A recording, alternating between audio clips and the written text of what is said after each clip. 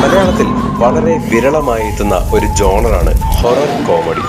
ഇൻകോസ്റ്റോസിൻ, അടികപ്പിയാരെ കൂട്ടമണി തുടങ്ങി വിരലിലെണ്ണാവുന്ന horror comedy ചിത്രങ്ങൾ മാത്രമാണ് മോളിവുഡിന് സ്വന്തമായുള്ളത്. ആ ശ്രേണിയിലേക്ക് അടുത്തതായി വന്നിരിക്കുന്ന ചിത്രമാണ് ഹലോ മമ്മി. സിനിമയിലേക്ക് വന്നാൽ സ്റ്റെഫി, ബോണി എന്നിവർ വിവാഹിതരാവാൻ തീരുമാനിക്കുന്നതും വിവാഹശേഷം സ്റ്റെഫിയുടെ മമ്മിയുടെ ആത്മാവിന്റെ സാമീപ്യമുണ്ടെന്ന് ബോണി തിരിച്ചറിയുന്നതും ഒക്കെയാണ് ചിത്രത്തിന്റെ ഇതിവൃത്തം.